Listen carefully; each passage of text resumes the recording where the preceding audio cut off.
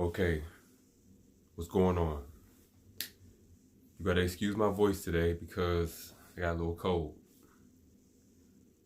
But I was on a panel today and I came across a subject, and I always talk about personal responsibility. And I just thought about it. You know, the issue in today's society is spiritual blindness. Let me explain. People, they want relationships, they want marriages, they want business, they want something to be successful in every part of life.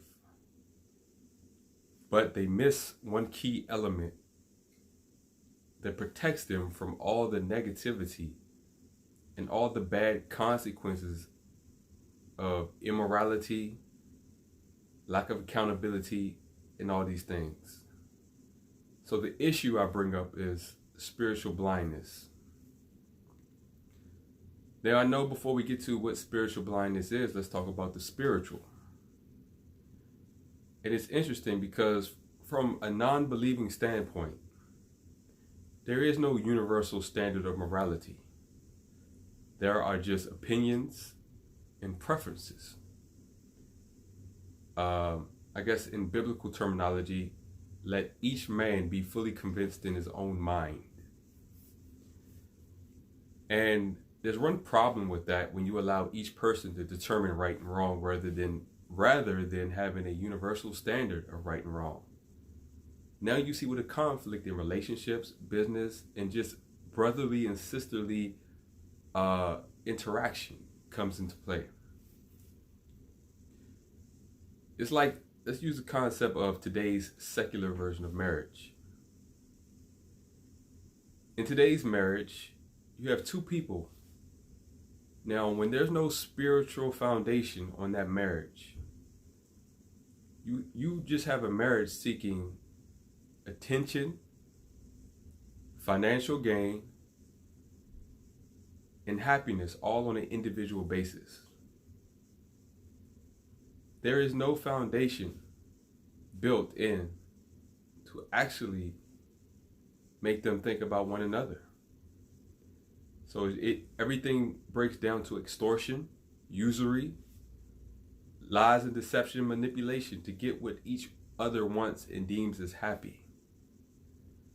Now, the issue with that is, without a spiritual foundation, that does not eliminate infidelity, not treating the other as you would like to be treated, or having a universal standard of respect and expectation.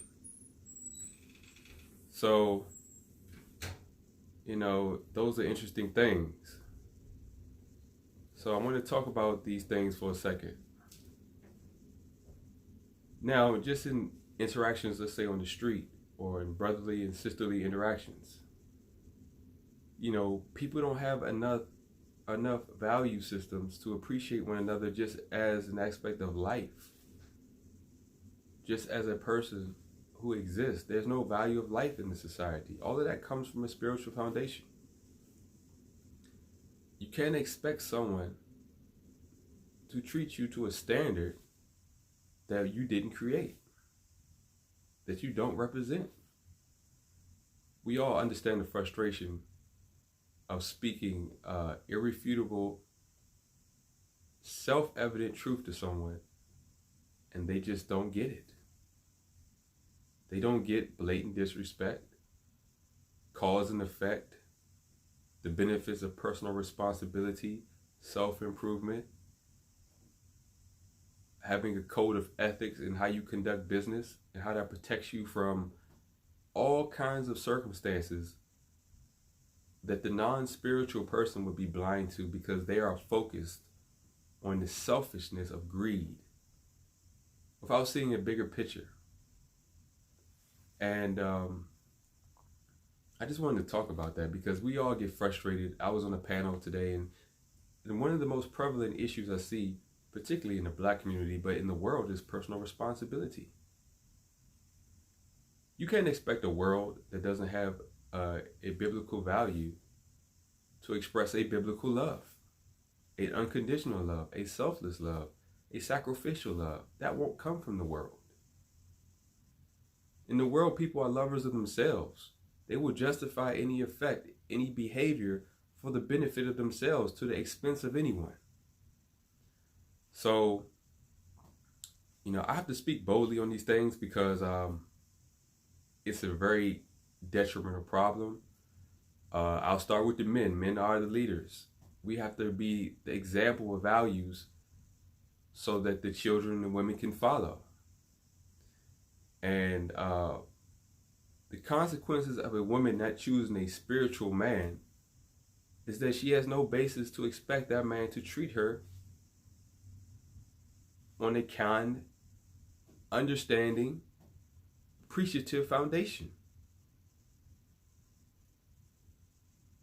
If you're just using your body to attract a man and you saying, okay, let's make this an even trade, your body for a man's resources, or just strictly to physical exchanges, well, that doesn't include respect.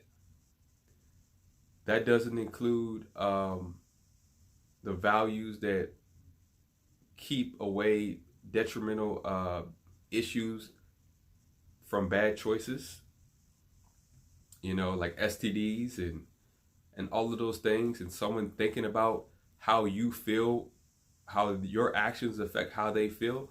That won't come from the manipulation of, a woman just using her body or a man just using his resources to attract another person of the opposite sex. There's no foundation for the proper treatment to an expectation of ethics and values. It's not going to come from anywhere else. And I noticed that the lack of spiritual values in society is what allows all of this victimization without understanding causation.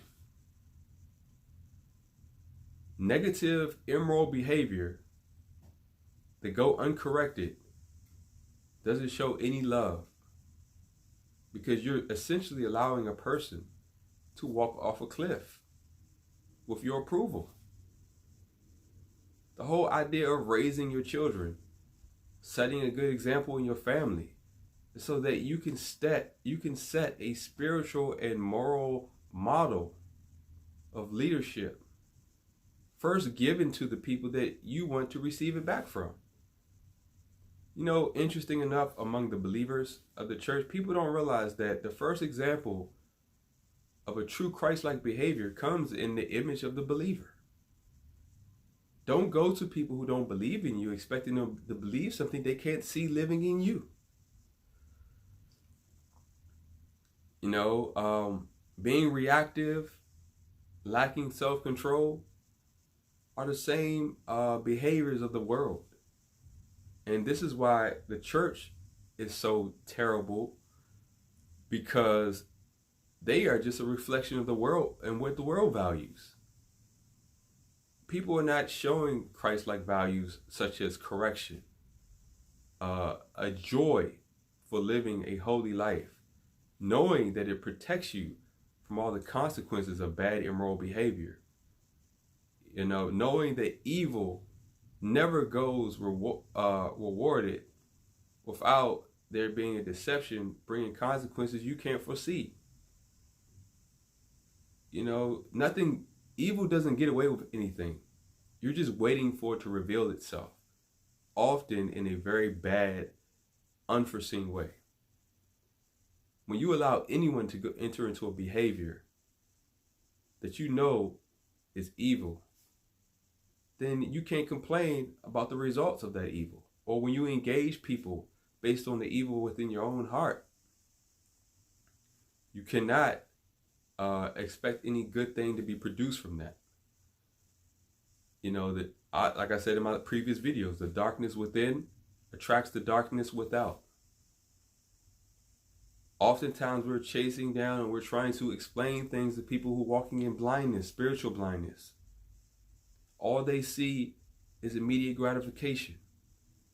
All that they see is opportunity to manipulate, extort, and use a person in deception for something that doesn't produce spiritual value to hold a meaningful relationship together. When a man and a woman come together based on money, what happens when the money runs out or you come through a hard time? And that's not going to produce respect. That's not going to eliminate the issues that come with greed. The importance of choosing someone with their spiritual sight to actually be able to see another person with spiritual sight. Otherwise, it's the blind leading the blind. I'm going to do a part 2 on this because I don't want this video to be too long, but I have to speak on this.